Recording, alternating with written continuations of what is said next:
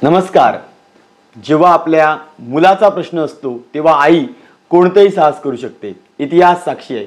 शिवाजी महाराजांनी बांधलेला अभेद्य किल्ला, जो किल्ला कधीच कोण उतरू शकत नाही किंवा काळोख झाल्यानंतर एक पाखरू देखील त्या किल्ल्यात प्रवेश करू शकत नाहीत, तोच किल्ला एक आई झरझर झरझर उतरते आपल्या तान्याला दूध पाजायला आणि ती बनते हिरकणी. आज आपण भेटणार आहोत सिंधुदुर्गातील हजारो दिव्यांग ज्यांना आपली आई मानतात.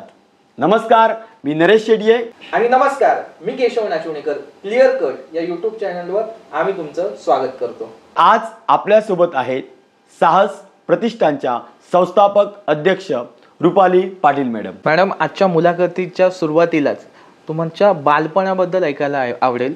बालपण तुमचं कसं गेलं आणि तुमच्या आसपास जे लोक होते, तुमची आई असेल, तुमची बहीण असेल किंवा आसपासच्या ज्या महिला होत्या, त्यांचा तुमच्या जीवनावर कसा परिणाम झाला? बालपण हे शेतकरी कुटुंबात गेलं माझं. माझे बाबा शेतकरी होते, पण सुशिक्षित, BA त्यावेळी झालेले होते. आणि आम्ही 5 भावंड, 3 बहिणी, 1 भाऊ.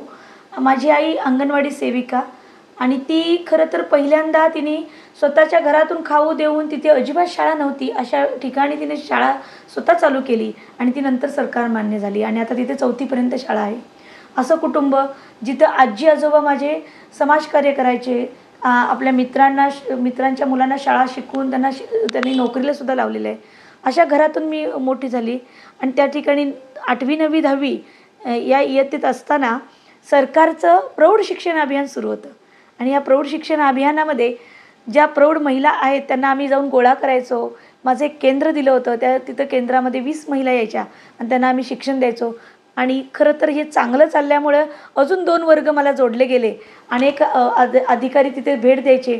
आमच्या महिला पोथी वाचायला लागल्या, STचा बोर्ड वाचायला लागल्या आणि ह्या शिक्षणाच्या प्रवाहात हळूहळू यायला लागल्या.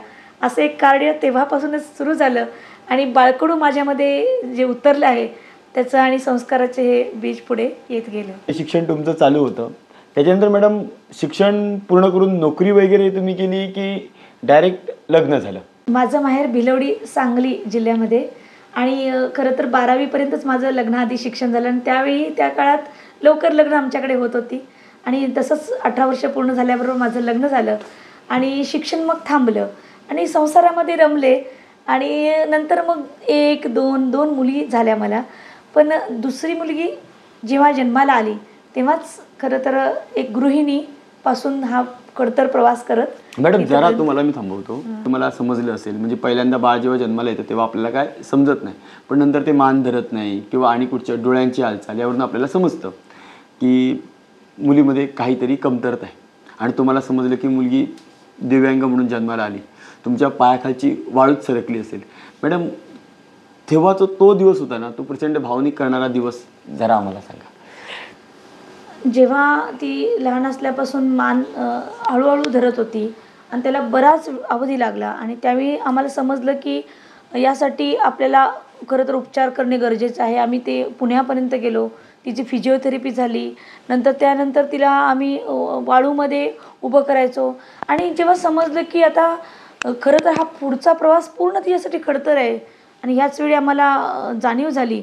पण कसं असतं, दिव्यांग मुलं आहे हे समजल्यानंतर जे धक्का बसतो तो सर्वांनाच बसतो, पण त्यानंतरचा काळ हा महत्त्वाचा असतो की ते स्वीकारणं आणि त्या मुलामध्ये बदल घडवण्यासाठी पुढे येणं. आणि हे साहस जे पालक करतात त्या पालकांनाच खरं तर यश गवसतं, ते मूल समाजाच्या मुख्य प्रवाहात येतं. आणि म्हणून हे फार महत्त्वाचं आहे की तुम्ही फक्त रडत बसू नका, तर लढत बसा. तुम्ही एक आपल्या आई म्हणून एक ढाल बना मुलाची, तर ते मूल संपूर्ण जगाला उरतं. आणि त्यासाठी खरं तर आई आणि पालक ज्या आई बाबा आहेत त्यांनी पहिल्यांदा स्वीकारणं गरजेचं आहे आणि तेच माझ्या बाबतीत झालं. मला हे जाणीव जेव्हा झाली तेव्हा दुःख झालं, पण हे दुःख झालं, रात्री रात्री रडत आम्ही काढल्या. पण जेव्हा असं लक्षात आलं की असं करून नाही चालणार आहे, आम्ही रडत राहिलं तर मूलसुद्धा रडत राहील आणि त्याच्यात जर भविष्य आपल्याला घडवायचं आहे तर आपण खंबीर व्हायला पाहिजे. आणि पालकांनाही आम्ही तेच आता सांगत असतो. जेव्हा आम्ही हे लक्षात घेतलं तेव्हा आमच्या मुलामध्ये प्रगती आम्ही करू शकलो. ते खरं तर आवश्यक होतं. मॅडम, ज्या वेळेला तुम्हाला समजलं की आपली मुलगी दिव्यांग आहे आणि त्यानंतर तुम्ही त्याला सामना करायला सुरुवात केलात, मात्र समाजाची त्यावेळेला नेमकी प्रतिक्रिया काय होती? समाजातले जे लोक होते त्यांनी नेमकी त्यावेळेला प्रतिक्रिया कशी दिली आणि जी प्रतिक्रिया लोकांनी दिली त्याचा सामना तुम्ही कसा केलात? खूप चांगला प्रश्न आहे. समाजामध्ये वावरताना जणू काही दिव्यांग मूल परग्रहाहून आले आहे अशा पद्धतीने नजरा असतात आणि त्यांना आम्हाला उत्तर देणं, त्यांना जेव्हा आपण स्वीकारतो पण समाज लगेच स्वीकारत नाही. तर हे असं का, ते तसं का, असं बाळ का, ॲक्च्युली त्यांना दिसत असतं पण तरीसुद्धा ह्या त्यांची प्रश्नावली थांबत नाहीत. मग त्यावेळी आम्हाला अनेक प्रश्नांना सामोरे जावं लागलंच. शिवाय जेव्हा ॲडमिशन घ्यायचं होतं बाळाला पहिलीमध्ये, तेव्हा देखील यांच्यासाठी वेगळी शाळा असते, तुम्ही तिथे ॲडमिशन घ्यावं, कारण त्या मुलाला सांभाळणं त्यांनासुद्धा अवघड वाटत होतं. पण आम्ही जेव्हा त्यांना सांगितलं की नाही, आम्ही येऊन थांबू आणि मूल माझं हे अभ्यास करण्यासाठी मूल बसू शकतं, तुम्हाला काही त्रास होणार नाही, मग तेव्हा त्यांनी तयारी दाखवली. पण आता समग्र शिक्षा अभियानने सर्व मुलांना सामावून घेणं आहे, पण त्या 2003-2005 या काळामध्ये थोडंसं अजून एवढी प्रगती नव्हती. त्यावेळी शाळेमध्ये जाऊन बसल्यानंतर ते मूल माझं शिक्षणाच्या प्रवाहात राहण्यासाठीचे अनेक आम्ही प्रयत्न करत राहिलो आणि ती शिष्यवृत्तीसाठी सुद्धा बसली. तिच्यामध्ये बुद्ध्यांक चांगला असल्यामुळे माझ्या कन्येमध्ये ती अभ्यासामध्ये अगदी खूप स्वाध्ययन होतं तिचं. परंतु जेव्हा शिष्यवृत्तीसाठी फॉर्म भरला गेला तेव्हासुद्धा आम्हाला लेखनिक मिळत नव्हता, कारण ती cerebral palsy plus low vision, याच्यामुळे तिला गोल रंगवणे वगैरे त्यासाठी लेखनिकची आवश्यकता होती. आणि लेखनिक मिळावा यासाठी आम्ही पत्रव्यवहार केला, अगदी राज्य लेवलपर्यंत आम्ही वरतीपर्यंत पत्रव्यवहार केला. तेव्हा मग पहिल्यांदा महाराष्ट्रात कुणीतरी शिष्यवृत्तीसाठी लेखनिक दिला, म्हणजे मागणी केल्यानंतर मिळाला. पण ती मिळण्यानंतरसुद्धा जेव्हा पूर्वपरीक्षा शिष्यवृत्तीची होती तेव्हा एक मॅडमांच्याकडून असं म्हटलं गेलं, काय हिला चालता येत नाही आणि कुठे हिला त्रास देता तुम्ही, कशाला हिला शिष्यवृत्तीला बसवता, म्हणजे असं सांगण्यात आलं. आणि माझ्या मुलीला एकदम नाराज वाटलं की मी एवढा अभ्यास करून गेली आहे, एवढे सगळे विद्यार्थी आहेत आणि त्यात मला असं म्हटलं जातं. ती घरी आली आणि म्हणाली, दप्तर टाकलं आणि म्हणाली मला तर शाळेतच जायचं नाही, मला अभ्यास नाही करायचा. आम्ही अगदी नाराज झालो की नाही, तू असं नाही केलं पाहिजे. आम्ही त्यावेळी तिला समजावण्याचा खूप प्रयत्न केला. तिला तिचे बाबा म्हणाले, अगं रस्त्यावरून हत्ती चाललेला असतो, बाकीचे तिला त्रास देत असतात पण तो आपली चाल बदलत नाही. मॅडम, तुम्ही आत्ताच बोललात की एका शिक्षिका असं बोलले, समाजात अनेक जण बोलतात. मॅडम, असं एखादा अनुभव सांगा की ज्या वेळेला तिला शिक्षण देत असताना काहीतरी समस्या आल्या आणि तुम्हाला प्रचंड संघर्ष करावा लागला. अगदीच खरं तर हा प्रश्न महत्त्वाचा आहे, कारण ह्या प्रश्नामध्येच सर्व माझी पुढची जी पावलं आहेत ती आहेत. या शिष्यवृत्तीनंतरच्या किस्स्यानंतर ती पूर्ण अभ्यासात रमली, शिक्षकांनी मदतही केली. काही हातावरची बोटावर मोजण्या इतकेच शिक्षक असतात ज्यांना समाजाप्रमाणेच त्यांचा दृष्टिकोन असतो. पण तुम्हाला आनंददायी सांगते तर इतर सर्व शिक्षक आम्हाला खूप चांगले भेटले, ज्यांनी पूर्ण सकारात्मक दृष्टिकोन ठेवला आणि ह्यामुळेच आम्ही पुढे गेलो आहेत. तिला दुसऱ्या शाळेत जेव्हा 5वीसाठी आम्ही प्रवेश दिला, त्या शाळेत तिला सहाध्यायी म्हणजे वर्गमित्र यांच्याबरोबर खेळत असताना लक्ष देणं गरजेचं होतं. आणि मला तिथं व्हरांड्यात बसायची, मी तिच्या फळ्यावरचं लिहून काढायची, तिच्यासाठीचं जे काही पुढचा अभ्यास आहे तो लिहून काढायची मोठ्या अक्षरात आणि तिला त्याचा उपयोग व्हायचा. कारण शिक्षणाच्या मुख्य प्रवाहात राहण्यासाठी तो अभ्यासक्रम दररोज ती घरी आल्यानंतर ती सोडवायची आणि इतर मुलांच्या बरोबर ती राहायची. परंतु मला व्हरांड्यात बसण्यासाठीचं नाकारण्यात आलं. तुम्ही इथे बसू नका, तुम्ही असं हे करू नका, तुम्ही या दिवशी येऊ नका, अशा पद्धतीनं आम्हाला उत्तरं देण्यात आली. आणि मग आम्हाला तिथे मला अटकाव झाला. याच्यासाठी खूप विचार केला की मी जर नाही गेली तर माझ्या मुलीचं पुढचं भविष्य काय, कारण तिनं जर शिक्षणाच्या मुख्य प्रवाहात राहायचं तर मला तिला मदत करणं आवश्यक होतं. आणि अशा वेळी मी बाल हक्क आयोग म्हणजे पहिल्यांदा गट शिक्षण अधिकाऱ्यांना पत्र दिलं, शाळा व्यवस्थापन समितीला पत्र दिलं, पण थोडंसं त्याने दुर्लक्ष केलं. मग मी बाल हक्क आयोगाला फोन केला आणि त्यांच्याकडून असं सांगण्यात आलं की आम्ही नक्कीच एक टीम घेऊन येऊ, तिथे पूर्ण जिल्ह्यातून आम्ही ती चौकशी करू, फक्त तुम्ही एक पत्र आम्हाला पाठवा. मी विचार केला, एकदा त्यांना संधी देऊन बघूया की लगेच वरती नको, म्हणून मी पुन्हा गट शिक्षण अधिकाऱ्यांच्याकडे गेले आणि त्यांना सांगितलं की तुम्ही असं झालेलं आहे आणि तुम्ही इथं जरा लक्ष द्या. तर त्यांनी सांगितलं हां बघूया. त्यांना मी जेव्हा सांगितलं बाल हक्क आयोगाला मी फोन केला आहे, त्यांच्याकडे फक्त पत्र द्यायचं आहे. तेव्हा ते तडकन उठले, म्हणाले असं कसं मॅडम तुम्ही तिकडे फोन केलात? हां हां आता आम्ही हे बघतो. आणि लगेच त्यांनी तत्परतेनं त्यांची मीटिंग घेतली आणि सांगितलं की तुम्हाला मदत करणं आवश्यक आहे या मुलांसाठी. आणि त्यानंतर मात्र खूप बदल झाला. मला वाटतं हा दृष्टिकोन सर्व शिक्षकांना मिळाला आणि इतकं सहकार्य आम्हाला मिळालं. पण मी असा विचार केला ह्या घटनेमुळे की माझ्या मुलीला जेव्हा अडचण आली तेव्हा सुशिक्षित असल्यामुळे आम्ही पत्रव्यवहार केले, त्यांच्याशी भेटी घेतल्या, फोन केले. पण ज्यांचं हातावरचं पोट आहे, जे शेतामध्ये राबतात, जे मासे पकडले जातात, त्यांची मुलं जेव्हा घरी असतात तेव्हा किंवा शाळेमध्ये असतात तर त्यांच्यासाठी कोण हे करणार? आणि ह्या मुलांनासुद्धा शिक्षणाचा अधिकार आहे, त्यांनासुद्धा समाजामध्ये वावरता यायला पाहिजे. आणि ह्यासाठी आपल्या मुलांना बघता बघता आपण इतरांसाठी काम करावं असं एक मनात आलं. कारण शिक्षकांच्या संघटना असतात, अगदी रिक्षापासून सर्व आपण बघतो संघ आहेत, त्यांचे प्रश्न ते मांडतात. मग दिव्यांग मुलांचे प्रश्न मांडण्यासाठी त्यांच्या पालकांनी एकत्र यायला हवं. ही एक ठिणगी खरं तर तेव्हा आली. म्हणजे निंदकाचे घर असावे शेजारी असं जे म्हटलं जातं ना, ते ह्यातूनच खरं तर आहे की ही कुठेतरी आम्हाला जेव्हा त्रास झाला तेव्हा असं सुचलं की आपणही साहस केलं पाहिजे आणि मगच साहस प्रतिष्ठानचा जन्म झालेला आहे यातून. मॅडम, यानंतर समाजाला समजलं की दिव्यांगांचे अधिकार काय आहेत, लोक तुम्हाला सपोर्ट करू लागले, श्रुती पण चांगल्या प्रकारे अभ्यास करत होती. त्याच्यानंतर मॅडम एक मोठा तुम्ही लढा दिला. पूर्ण महाराष्ट्रभर सर्व वर्तमानपत्रांनी, सर्व TV चॅनलनी त्याची दखल घेतली. ती म्हणजे एका परीक्षेची गोष्ट. यावर खरं तर एखादा पूर्ण पुस्तक लिहिलं जाऊ शकतं. ती मॅडम एका परीक्षेची गोष्ट आम्हाला सांगा, श्रुतीच्या 10वीच्या परीक्षेची गोष्ट. या सगळ्या अडचणीतून पार होत होत सोय अध्ययन करून माझी कन्या 10वीला गेली. 10वीला गेल्यानंतर तिला अशी अडचण होती की तिला मोठ्या अक्षराची प्रश्नपत्रिका आवश्यक होती. शासन निर्णय आहे, दिव्यांग कायदा आहे, यानुसार ज्या लो विजन विद्यार्थी आहेत त्यांनी जर मागणी केली तर त्यांना मोठ्या अक्षराची प्रश्नपत्रिका देणे क्रम प्राप्त होतं.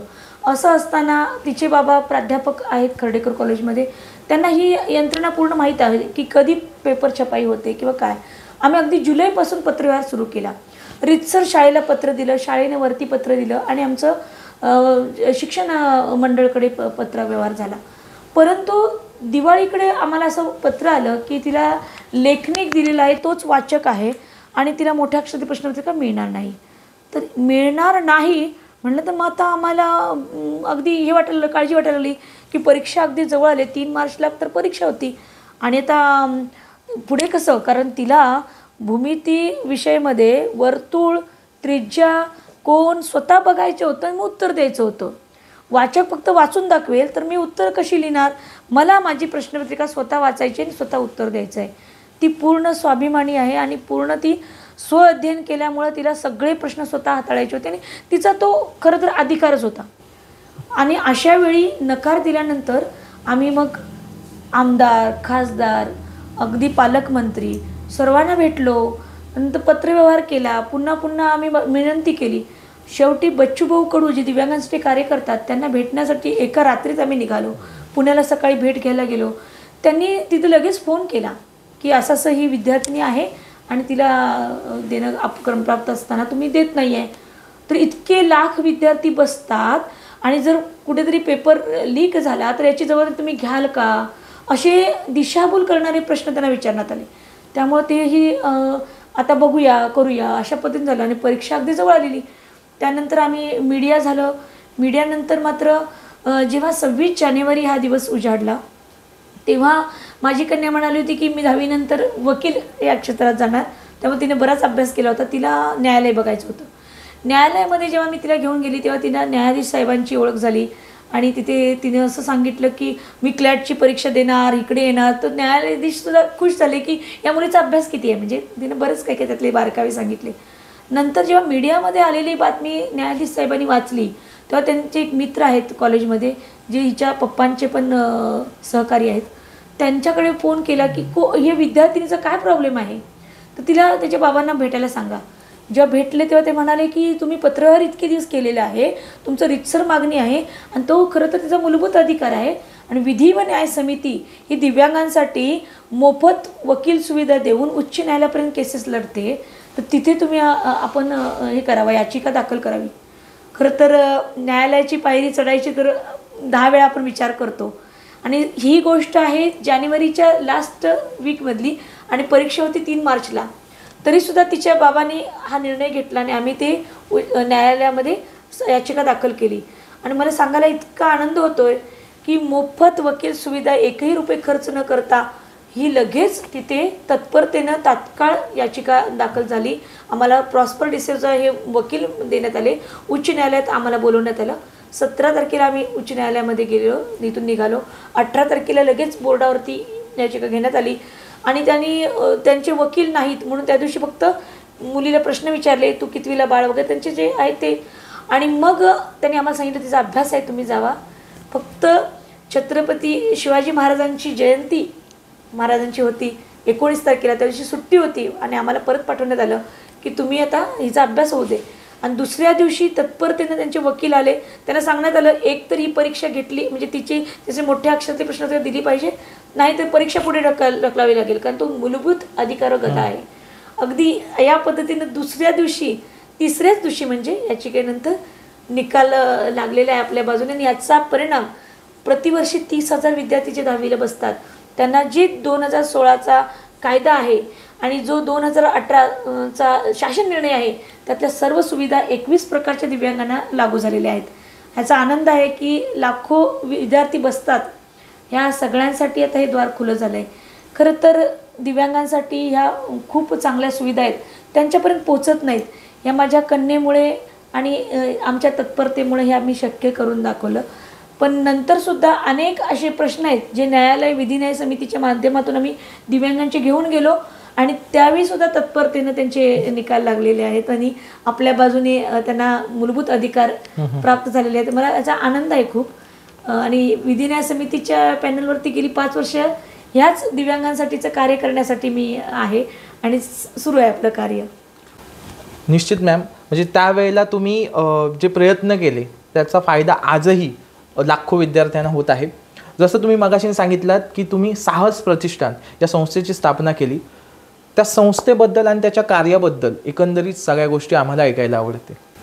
हो, साहस प्रतिष्ठान सिंधुदुर्ग संस्थेचा जन्मच हा संघर्षाने झालेला आहे आणि कुठेतरी दिव्यांग पालक एकत्र येऊन हे साहस करत आहेत. कारण आपल्या मुलाला संभाळता म्हणून दुसऱ्यांना सांभाळतो. म्हणजे पाण्यातला मासा झोपी जाई कैसा त्याच्या वंश जावे तेव्हा कळे. जेव्हा मूल दिव्यांग जन्माला येतं तेव्हा त्याच्या अडचणी सामाजिक शैक्षणिक आपल्याला जाणवतात आणि ह्या संघर्षामध्ये खरंच माझ्या पाठीशी जे दिव्यांग पालक उभे आहेत यातून ह्याचा जन्म आहे साहस प्रतिष्ठान सिंधुदुर्ग. 2017ला ही संस्था स्थापन झालेली आहे धर्मादाय आयुक्त सिंधुदुर्गमध्ये. आणि याच्यामधून आपले सर्व दिव्यांग पालक म्हणजे पूर्ण 8ही जिल्ह्यामधले दिव्यांग पालक आमच्याशी जोडले गेलेले आहेत.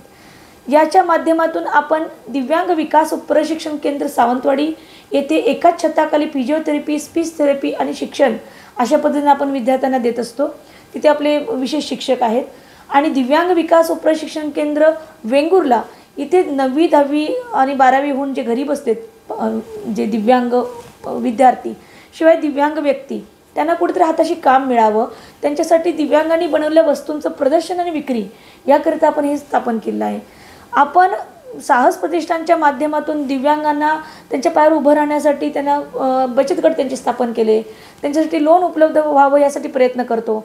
शासकीय योजना त्यांच्यापर्यंत पोहोचवण्यासाठी एक दुवा म्हणून शासन आणि तो लाभार्थी याच्यामधला दुवाचं आपण काम करत असतो. त्यांना अनेक सुविधा जेणेकरून एखादी वस्तू म्हणजे व्हीलचेअर असेल, कुबडे असतील किंवा इतर साहित्य देण्यासाठी अनेक कंपन्यांना वगैरे आपण हे करत असतो, पत्रव्यवहार करत असतो आणि त्यांना ती सुविधा आपण मिळवून देतो. शिवाय दिव्यांगांनी बनवलेल्या वस्तूंचं प्रदर्शन विक्रीकरिता दिव्य कला मेला हे भारत सरकार आयोजन असतं. त्यांच्याकडे आम्ही ईमेल वगैरे करून त्यांच्याकडे रीतसर आम्ही दिव्यांगांची नोंदणी करून दिव्यांगांनी बनवलेल्या वस्तूंचं प्रदर्शन करण्यासाठी बांद्रा कुर्ला कॉम्प्लेक्स येथे 10 दिवसाचा कॅम्प आम्ही अटेंड केला होता. त्यामध्ये पूर्ण भारतभरातून सर्व राज्यातून दिव्यांग आले होते आणि ते काय बनवतात, आपण काय करतो हे फक्त गाव आणि जिल्हा न मर्यादित होता दिव्यांगांसाठी एक मोठं प्लॅटफॉर्म आम्ही उपलब्ध करून दिला आणि तेथे त्यांचं प्रशिक्षण झालं, कार्यशाळा झाल्या. त्यांना भारत सरकारचं टी-शर्ट वगैरे, टाय वगैरे त्यांचं स्टॉल असे 10 दिवसांचे इतकं छान ते पूर्ण झालं की त्यानंतर त्यांनी स्वतःचा व्यवसाय सुरू केलेला आहे. तुम्हाला सांगायला आनंद वाटतो की की आसाम गुवाहाटी येथे सुद्धा आपले मालवणी खाज्या विकलेल्या आहेत. म्हणजे दिव्यांग महिला बचत गट आहेत, दिव्यांग महिला आहेत, त्या मालवणी खाज्या बनवतात. ते सुद्धा घेऊन आपण गुवाहाटीला गेलेलो होतो. तिथे 2 स्टॉल आपल्याला मिळाले होते. मोठे मोठे तिथे व्यक्ती येतात, मोठे अधिकारी येतात. मला आनंद वाटतो की ते एक ऑर्केस्ट्रा असतो. तामिळनाडू मधला दिव्यांग काय करतो, काश्मीर मधली दिव्यांग महिला काय करते, या सगळ्यांचं तिथे तुम्हाला होतं. आणि मग अरे मी किती पाठीमागे आहे, मला सुद्धा पुढे जायला हवं. हे दिव्यांगामध्ये क्षमता विस्तारतात त्यांच्या. आणि खरं तर हेच आपल्याला त्यांना जाणवून द्यायचं आहे की तुमचं एवढं डबक्यात नाही आहे, तुमचं एक अथांग समुद्र आहे. आणि दिव्यांगांचं क्षेत्रच समुद्रासारखं आहे, त्याच्यामध्ये अनेकविध पैलू आहेत. तुम्ही बघताय आता तुम्ही बल्ब लावता, याचा शोध कोणी लावला? एडिसन, थॉमस एडिसन यांना सुद्धा शाळेतून काढून टाकण्यात आलं होतं. त्यांच्यामध्ये बौद्धिक क्षमता कमी आहे किंवा ते त्यांना ऐकायला कमी येत होतं. असं असताना सुद्धा त्यांनी बल्बचा शोध लावलेला आहे. अनेक तुम्ही बघा, म्हणजे तुम्हाला सांगायचा आनंद वाटतो की विरळाचा सुद्धा अंतराळाचा शोध लावणारे हे होते. म्हणजे मला सांगायचंय की संशोधक सुद्धा, कारण एक दृष्टिकोन त्यांच्याकडे असतो दिव्यांगांच्याकडे, एक कमी असेल तर दुसरं त्यांच्याकडे अधिक असतं. बरोबर. त्यामुळे ह्या क्षमतेचा विचार केला आपण, सकारात्मकतेनं पुढे गेलो तर ह्या पद्धतीनं मुलांना घडवणं फार अगदी महत्त्वाचं आहे. की आई वडिलांनी स्वीकारणं, समाजामध्ये त्यांना पुढे आणणं आणि त्यांच्यातली जी सकारात्मकता आहे ती जर पुढे घेतली तर ते अनेक पैलू सर करू शकतात. याच्यामध्ये मी तुम्हाला सांगेन की अपघाताने दिव्यांगत्व आलेली अरुणिमा सिन्हा, हिचा अर्धा पाय, म्हणजे ती चालली होती रेल्वेने, तेव्हा जाता जाता तिची साखळी गळ्यातली ओढण्यात आली. ती शेवटी खेळाडू होती, तिने प्रतिकार केला, तिने असं सहज देऊन दिलं नाही. तिने धक्का दिला आणि ती दुसऱ्या रेल्वेवर आपटली, चालू रेल्वेतून खाली पडली आणि ती ट्रॅकवर पडली, तिच्या पायावरून रेल्वे गेल्या आणि अशामध्ये तिचा एक अर्धा पाय काढण्यात आला, दुसरा पाय असं चेचला गेला आणि त्याला रॉड बसवण्यात आला. त्यावेळी ती किंचाळली, तिथे रात्रभर ती विवळत होती आणि ते सगळं तिला एका ग्रामीण रुग्णालयात तिला उपचार झाले. आणि जेव्हा तिच्याबद्दल वेगवेगळ्या बातम्या आल्या तेव्हा ती म्हणाली, अरे मी याच्यासाठी जन्म घेतला होता का, की हिने उडी मारली, हिला घरी काहीतरी असं काही. आणि तेव्हा तिने ठरवलं होतं की मी हिमालय सर करेन. आणि त्यावेळी तिचं जे होतं, तिने जे हे केलं होतं तिने ते पूर्ण करून दाखवलं. ती हिमालय तिने सर केला. हेच आम्ही सर्वांच्या पुढे उदाहरण देत असतो की तुमच्याकडे दिव्यांगत्व आहे ते जर तुम्ही बाजूला केलात, म्हणजे त्याचा विचार नाही केलात, तुमच्याकडे जे आहे त्याचा विचार केलात, तुम्ही अनेक पैलू पुढे जाऊ शकता, अनेक पादाक्रांत करू शकता शिखरं. आणि हे दिव्यांगामध्ये खरं तर बदल बघून आम्हाला आनंद वाटतो. आमच्या शाळेमध्ये दिव्यांग मूल जेव्हा प्रवेश घेतं तर ते असं नुसतं टीव्हीकडे किंवा एखाद्या गोष्टीकडे एकटक बघत असतं, बाकी त्याच्याकडे कृती करत नाही. अति तीव्र मुलांचं जेव्हा आम्ही सर्वेक्षण केला की आपल्या प्रत्येक तालुक्यामध्ये 18 वर्षाखालील जवळजवळ 600 ते 700 दिव्यांग मुलं आहेत आणि त्यातली 300 दिव्यांग मुलांची शाळेत नोंदणी आहे, पण ती शाळेत जाऊ शकत नाही, ते अभ्यास करू शकत नाही, एका ठिकाणी स्थिर बसू शकत नाही. ह्याच्यासाठी काहीतरी करणं गरजेचं होतं, म्हणून आमचा हा दिव्यांग विकास केंद्राचा उदय झालेला आहे. पण इथे आलेलं मूल जेव्हा 4 महिने जातो आणि ते म्हणतं की खय गेलं गो, पाणी घातलं मग झाडाक, असं म्हणजे ते बोलायला लागतं. हे बघून आम्हाला बदल खूप आनंद होतो. म्हणजे ह्या पद्धतीनं ज्याला जेवता येत नाही त्याला जेवायला शिकवणं पासून जो करू शकतो त्याला पुढेपर्यंत नेण्याचं आमचं ध्येय आहे. आमच्या साहस प्रतिष्ठानचा एकच ब्रीदवाक्य आहे, दिव्यांगांचा सर्वांगीण विकास, त्यांच्या न्याय व हक्कासाठी आम्ही कटिबद्ध आहोत. आणि याच दृष्टीने याच उद्देशाने आमचं कार्य सुरू आहे. मॅडम, इथे अनेक ट्रॉफ्या ठेवलेल्या आहेत, मात्र त्याच्यामध्ये क्रिकेटच्या देखील ट्रॉफ्या आम्ही बघतोय. महाराष्ट्र दिव्यांग महिला क्रिकेट संघ घडवण्याचा जो प्रवास आणि अनुभव कसा होता, एकंदरीत त्या सगळ्या गोष्टी ऐकायला आम्हाला आवडतील. आपल्या दिव्यांगांसाठी अनेक क्षेत्र प्राधिकरण करत असताना आमच्या लक्षात आलं की खेळणारे दिव्यांग आपले आहेत ना, यांच्यासाठी काहीतरी व्हायला पाहिजे. आणि सगळ्यात पहिल्यांदा मला आनंद वाटेल की आता नवरात्री आहे आणि माझ्या नवदुर्गा म्हणजेच माझ्या या दिव्यांग महिला क्रिकेट संघातील सर्व महिलांसाठी सुद्धा आज एक हर्षाचा आणि आनंदाचा दिवस आहे. त्यांनाही शुभेच्छा देते. ह्या महिला घर संसार करणाऱ्या महिला, त्यांना तुम्ही विहिरीचं पाणी ओढता, तुम्ही संसारासाठी धावपळ करता, तुम्ही खेळाच्या क्षेत्रात पण या. त्यांना पहिल्यांदा विश्वास बसला नाही आणि काही खेळत होत्या, पण महाराष्ट्रात त्यांचे क्रिकेट संघ होते. अशा महिलांना एकत्रित करून त्यांना क्रिकेटचं प्रशिक्षण देऊन, आपल्या सिंधुदुर्ग जिल्ह्यातला तर संघ कुठेही गेला नव्हता, क्रिकेटमध्ये नाही, कुठेच नाही. की तुम्हाला सांगते जे हे आहेत म्हणजे ऑलिम्पिक वगैरे पॅराऑलिम्पिक होतात त्यामध्ये सुद्धा संघ आपला कुठे नाही. तर अशा वेळी यांना हे मार्ग मोकळा करणे, तिथंपर्यंत त्यांना पोहोचवणे हे आमच्यासाठी फार महत्त्वाचं होतं.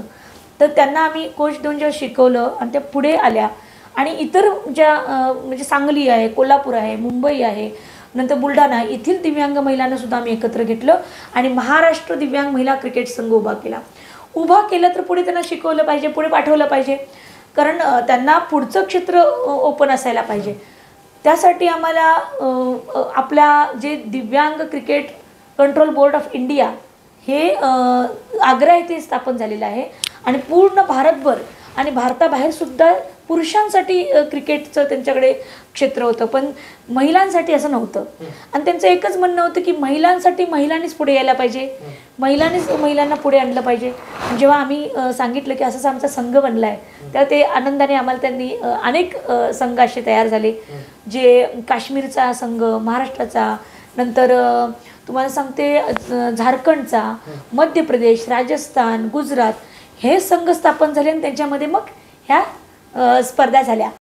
आणि आपण सांगायला मला खूपच आनंद वाटतोय की आपल्या महाराष्ट्राच्या दिव्यांग महिला क्रिकेट संघानं 3 वेळा चॅम्पियनशिप घेतलेलं आहे. ही खूपच आनंदाची गोष्ट आहे आणि त्यांचा आता कॉन्फिडन्स वाढलेला आहे. मी सुरुवातीला संस्थेनं त्यांना सहकार्य केलं, पुढे नेलं, पण आता ते स्वतःच्या पायावर पुढे जात आहेत, पादाक्रांत अजून पुढे पुढे करतायत आणि ही एक आनंदाची गोष्ट आहे. आता पॅराऑलिम्पिक साठीचा विषय होता, त्याच्यासाठी आम्हाला सांगावं लागलं की तुम्हाला आम्ही सहकार्य करू, तुम्ही पुढे या. आणि मग त्यांना औरंगाबादला आम्ही पाठवलं, तिथे ते सुवर्णपदक आणि कांस्यपदक घेऊन आले. सिंधुदुर्गचं नाव तेव्हा पहिल्यांदा झळकलं की सिंधुदुर्ग जिल्ह्यातील विद्यार्थी म्हणजे खेळाडू. आणि नंतर कोल्हापूरमध्ये सुद्धा आम्ही त्यांची राहण्याची व्यवस्था वगैरे केली आणि ते तिथं कोल्हापूरला घेऊन गेलो, तिथून सुद्धा सुवर्णपदक जिंकून आलेले आहेत महिला. मला खूपच आनंद वाटतोय की पुढे सुद्धा त्यांना हे क्षेत्र देण्यासाठी आम्ही ज्या महाराष्ट्र राज्य पॅराऑलिम्पिक संघ आहे त्यांच्याकडे आम्ही गेलो होतो आणि त्यांनी आम्हाला पूर्ण परवानगी दिलेली आहे. त्यांच्या अंडर आम्ही पॅरा स्पोर्ट्स असोसिएशन सिंधुदुर्ग जिल्ह्यामध्ये आता स्थापन करणार आहोत, कारण ह्या मुलांना इथेच शिकवलं पाहिजे आणि त्यातून चांगले चमकणारे पुढे नेले पाहिजेत.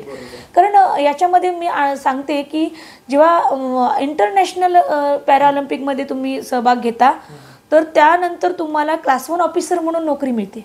डायरेक्ट असे मिळालेले अगदी कमी उंचीचे क्रीडा अधिकारी आपले मुंबईचे आहेत, इतके म्हणजे दिव्यांगत्व असून सुद्धा त्याच्यावर मात करत जे पुढे येतात त्यांना हात मिळवणारे खूप असतात.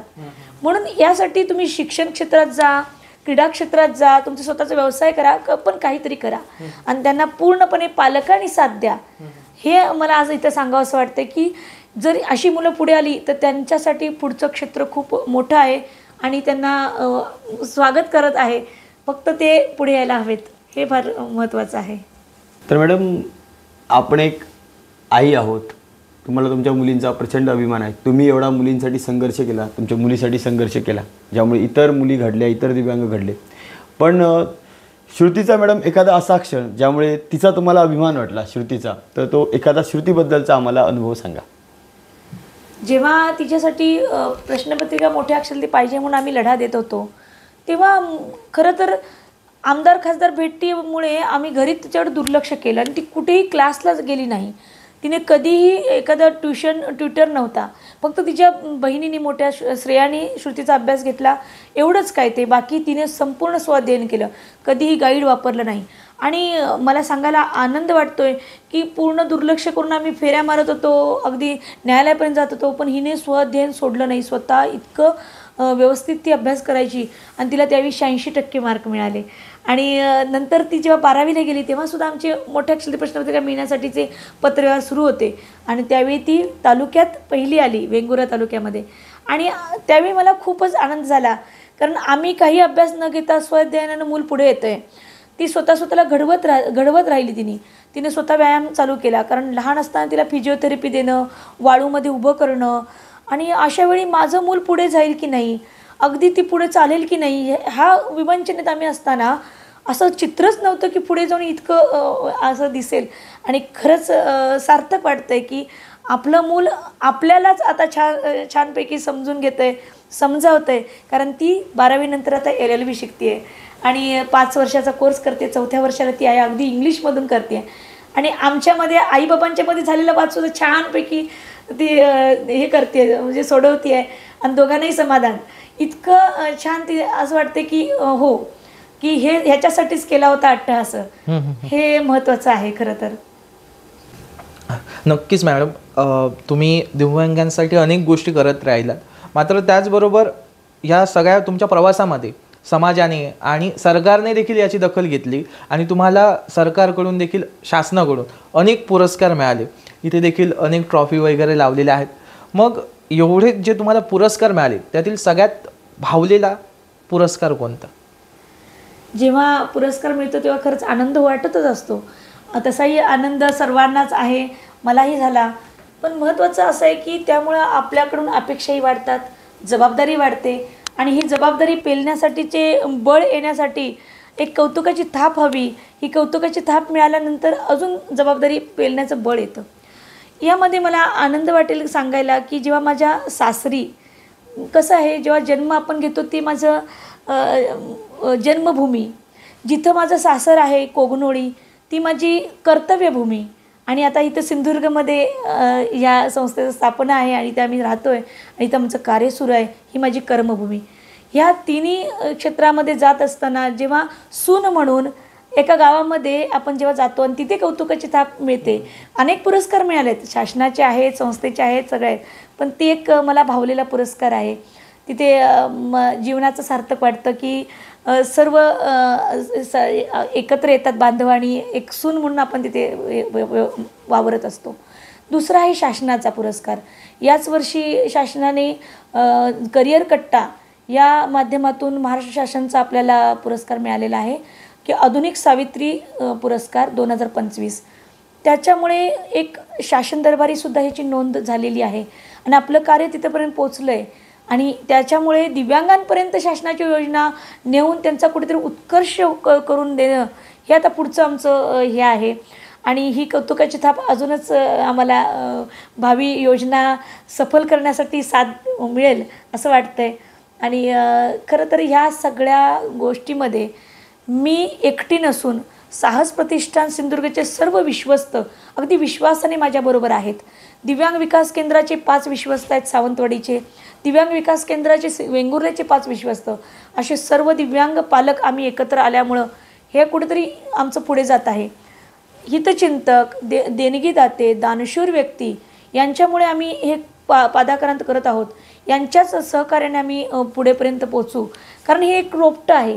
ह्या रोपट्याला सगळ्यांनी मिळून जर वाढवलं तर याचं वटवृक्ष बनेल आणि हे वटवृक्ष करण्यासाठी सर्वांची मी साथ इथं अपेक्षित करते की खूपच आपली मला साथ हवी आहे आणि यामुळेच हे सफल होऊ शकेल.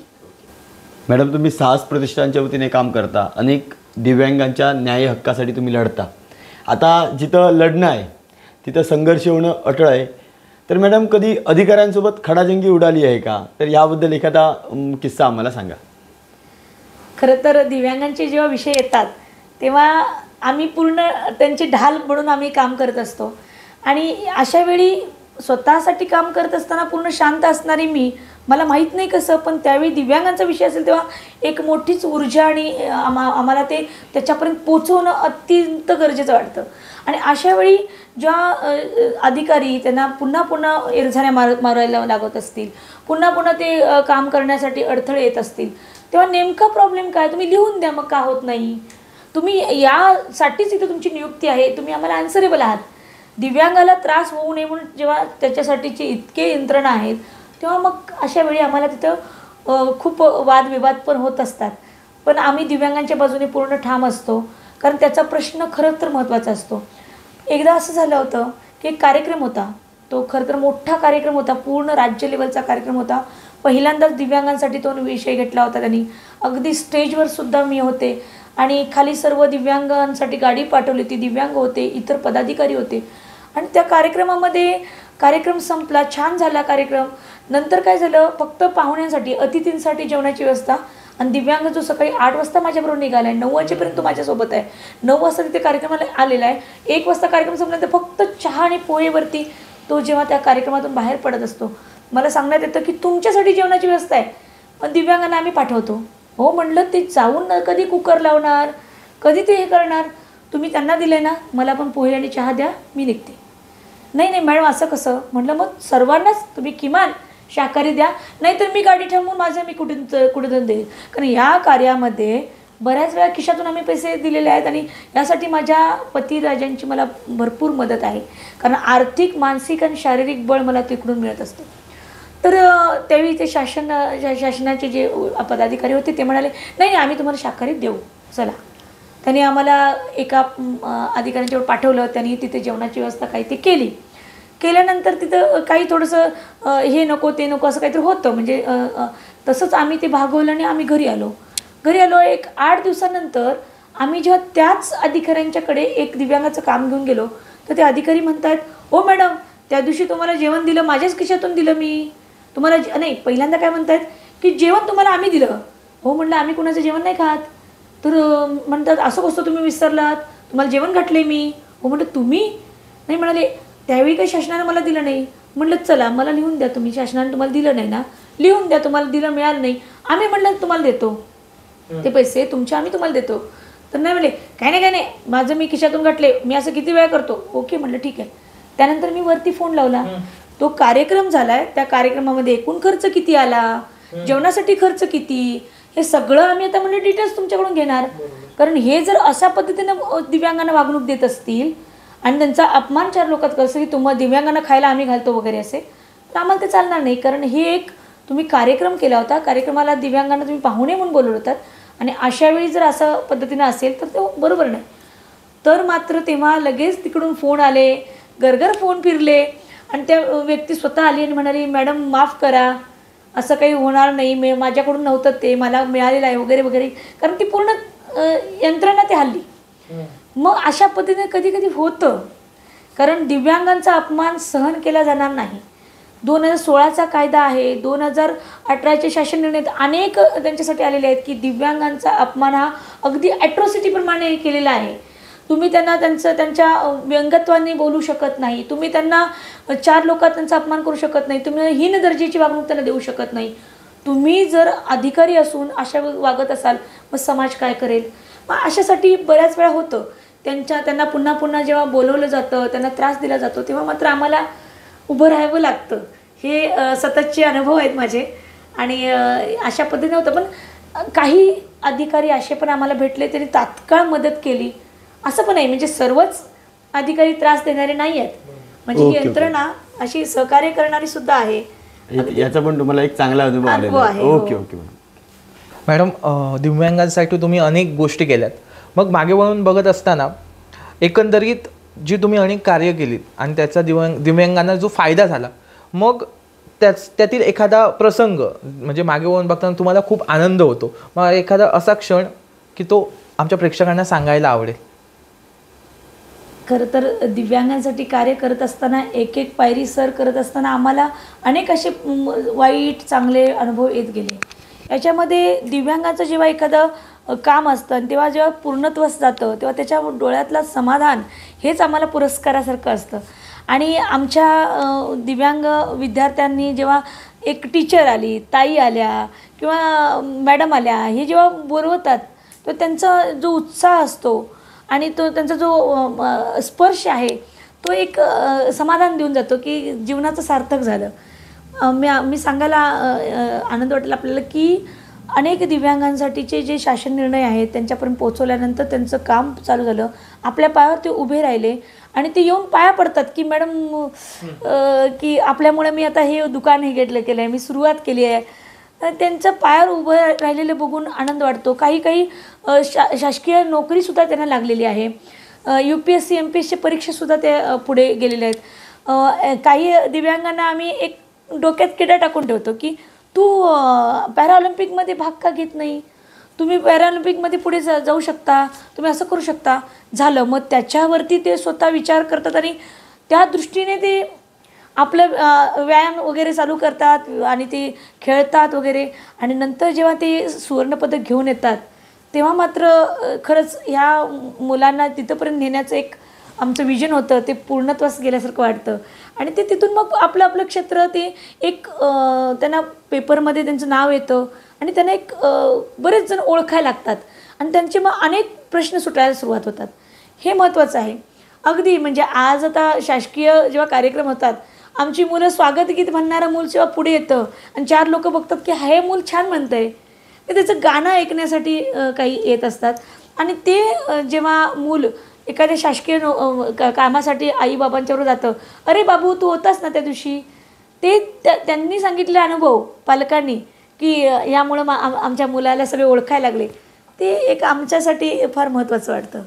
मॅडम, हे तुम्ही काम करतच असता, त्याची पोचपावती तुम्हाला मिळतच असते, मात्र स्पेसिफिक एखादी घटना किंवा प्रसंग आम्हाला ऐकायला आवडेल. माझ्या वेंगुर्ला या शहरामध्ये एक स्मिता गावडे नावाची महिला राहते. तिच्या घरी तिचे मिस्टर आणि तिची एक मुलगी, एक छोटं कुटुंब आहे. परंतु ती जेव्हा व्यवसाय करेल, ती जेव्हा हातावरचं पोट असल्यामुळं ती जेव्हा कपडे शिवेल तेव्हा ते कुटुंब चालायचं. तिचे मिस्टर घरी तिला मदत करायचे घरच्या कामामध्ये. आणि असं कुटुंब चालत असताना ती टेलर यांच्याकडे जात होती. मी त्यांना हे केलं, म्हणजे एका ठिकाणी विनंती केली आणि त्यांना एक स्वतःची कपड्याची शिलाई मशीन घेऊन दिली. आणि त्यानंतर ते जी शिलाई मशीन आहे त्याचे समजा 15,000 असतील, तर त्यातले 3,000 रुपये तिने द्यावेत, जेणेकरून तिला आपण स्वतः हे करावं असं एक ते संस्थेचं म्हणणं होतं. आणि तिनं ते अगदी 3 महिन्यात तिनं ते 3,000 रुपये पूर्ण दिले. आणि नंतर आता ती स्वतःचा व्यवसाय करायला लागली. यानंतर तिला स्वतःच्या घरामध्ये जेव्हा जमीन आहे, कुठे काय आहे, याच्यामध्ये तिचे मिस्टर तिला जाऊ शकत नव्हते, तिथं उभं राहू शकत नव्हते, त्यांना अडचण येत होत्या. यामध्ये तिच्या मिस्टरांची पण तब्येत खालावली होती. त्यांना दिव्यांग सर्टिफिकेटसाठीचं त्यांच्या तपासण्या केल्या, त्यांनाही दिव्यांग सर्टिफिकेट काढून दिलं. आणि नंतर मात्र तिला पॉवर ऑफ अटर्नीसाठीची आम्ही मदत केली, एक वकील बघितले आणि ती हळूहळू स्थिरावायला लागली. त्याच्या आधीच तिला आम्ही क्रिकेटसाठी सहकार्य केलं, प्रसंगी आर्थिक मदत केली आणि ती क्रिकेटसाठी खेळायलासुद्धा बाहेर पडायला लागली. तिच्याकडे एक आत्मविश्वास वाढला आणि आता ती स्वतः काम करू शकते. म्हणजे मला असा आनंद वाटतो की स्वतःचं कुटुंबाचं छानपणे ती सांभाळते आहे.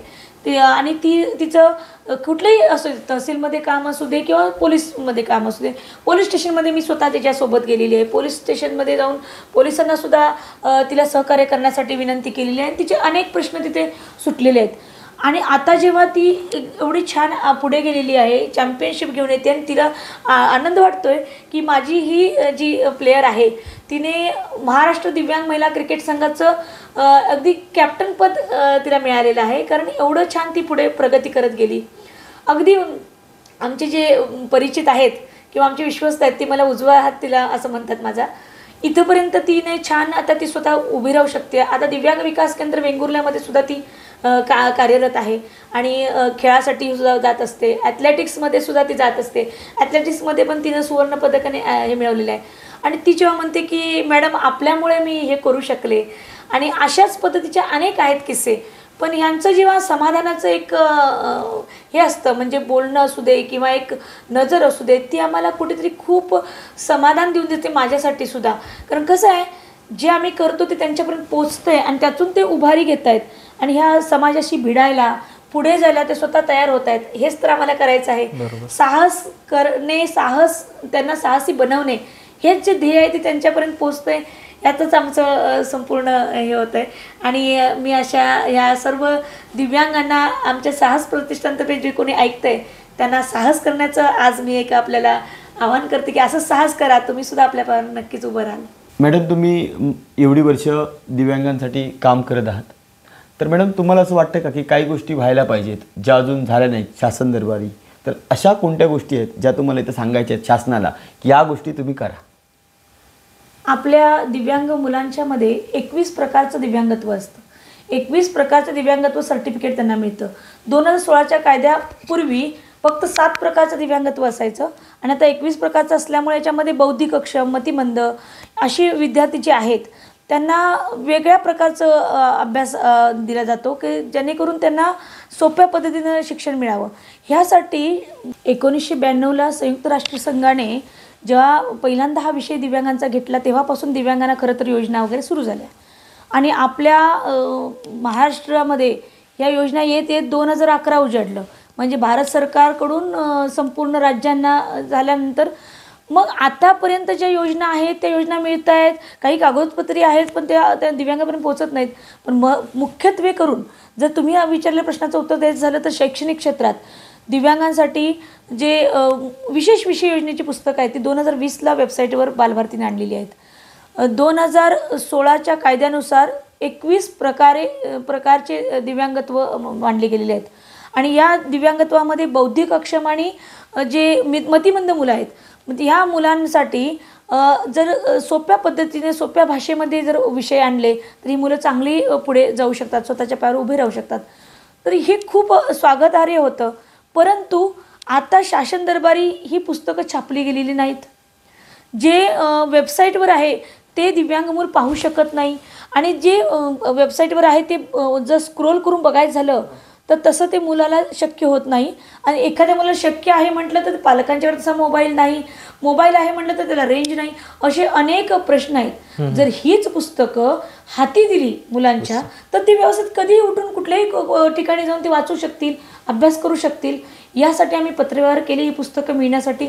परंतु आज तागायत म्हणजे 2020 पासून 2025 उजाडलं, पण म्हणजे आता हे होत आलं, पण अजूनही ती पुस्तकं वेबसाईटवरच फक्त आहेत, छापली गेली नाहीत, बाजारात उपलब्ध नाहीत. मग पालकांनी करायचं काय?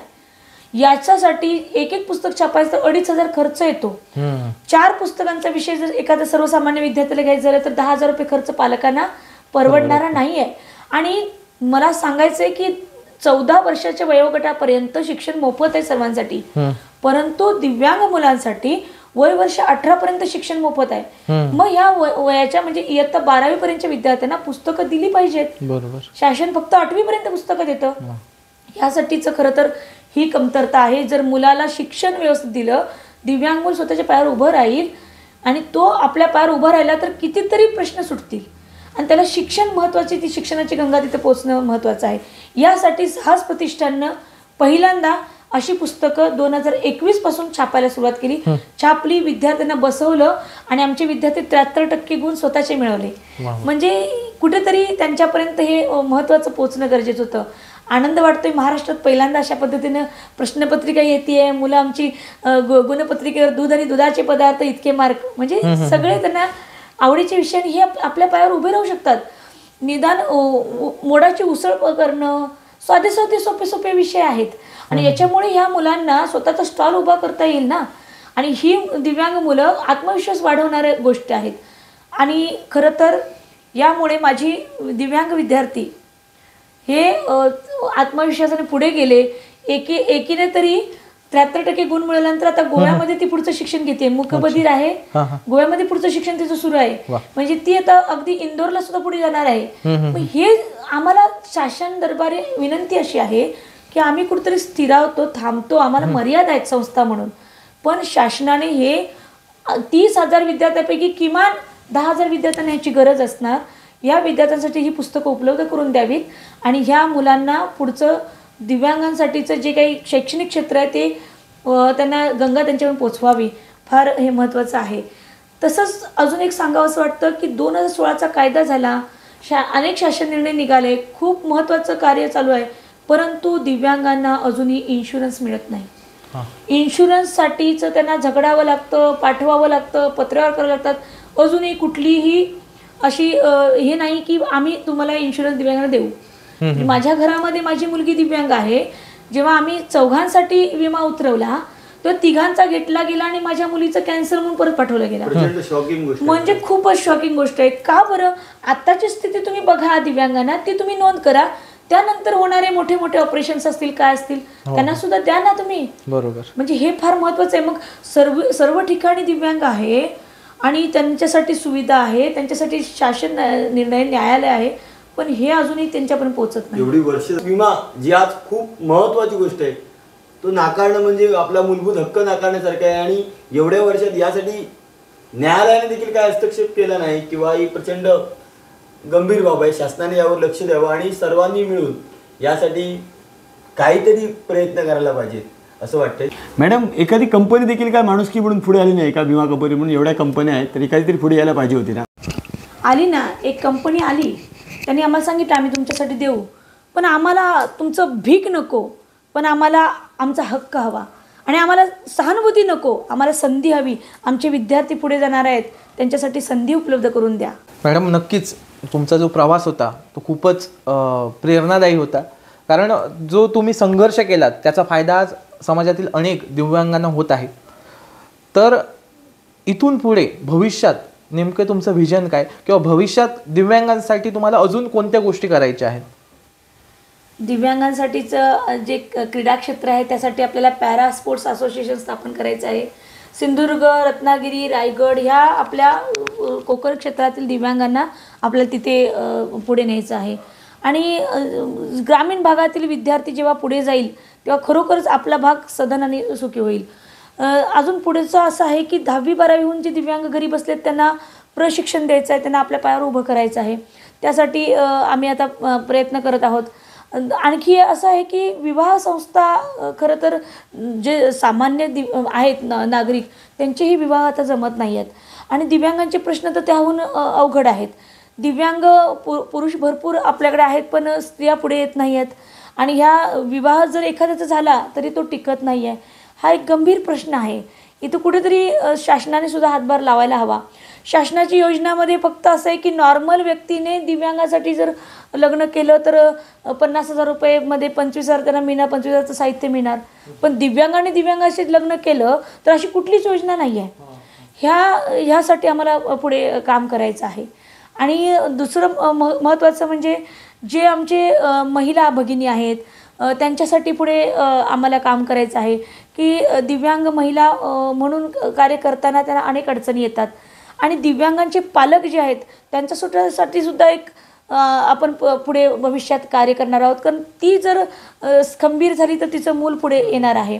तर अनेक विजन आम्ही घेऊन आता पुढे उराशी जात आहोत. आणि ह्यामध्ये हितचिंतक, अनेक शासकीय यंत्रणा, आपल्यासारखे सर्व बांधव आमच्याशी जर हात मिळवणी केली तर आम्ही हे विजन आमचं पूर्ण करू. खरोखर हे फार महत्त्वाचं आहे कार्य. आणि जे का रांजले गांजले त्यासी म्हणे जो आपुले, तोची साधू ओळखावा, देव तेथेची जाणावा. यासाठीच आपलं हे कार्य आहे. दुरितांची तिमिरे जावो या ह्याच्यातून आम्ही हे कार्य उराशी बाळगून आहोत. एक आम्ही हे वसा घेतलेला आहे आणि तो आयुष्यभर आम्ही पुढे चालवणार आहोत. यासाठी आपलं हात आमच्याशी जोडले गेले पाहिजेत. आणि आमचं एक रोपटं आहे ते वटवृक्षात रूपांतर होण्यासाठी आपली कौतुकाची थाप बरोबर एक विश्वासाचे हात आणि आशीर्वाद हे पाठीशी असावेत असं मी सर्वांना विनंती करते. हा पॉडकास्ट खास दिव्यांगांसाठी होता आणि महिलांसाठी देखील होता.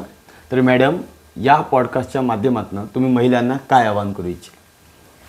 तू ही दुर्गा, तू ही काली है, तू इस दुनिया की नारी है, ना खुद को कमजोर समझ, तू इस दुनिया की नारी है. आपल्याला मी एवढंच सांगू इच्छिते की तुम्ही स्वतःला कधीही कमजोर समजू नका. तुम्ही एक आई आहात आणि तुम्ही एक हिरकणी आहात. तुम्ही आपल्या मुलांसाठी खूप मोठं कार्य करत आहात. पण मला एक आज सांगावं असं वाटेल माझ्या भगिनींना की तुम्ही जेव्हा तारेवरची कसरत करता, दोघंही एका क्षेत्रात काम करत असता, नवरा बायको जेव्हा आपण धावत असतो तेव्हा घरची जबाबदारी काय महिला किचनमध्येच का असते? आपण म्हणतो की महिला सर्व क्षेत्रात आहेत, पण किचनमध्ये फक्त महिलाच आहेत. मुलांची जबाबदारी महिलाच सांभाळत आहेत. मला फक्त एवढं म्हणायचं आहे, जेव्हा आपल्याला वाटतं की आपल्या पतीने आपल्याला मदत करावी तेव्हा तुम्ही आत्ताच्या निदान युगात तरी आपल्या मुलगी आणि मुलगा भेदभाव करू नये. दोघांनाही किचनमधली जबाबदारी समान द्यावी आणि त्यांना इतरही बाहेरची जबाबदारी समान द्यावी.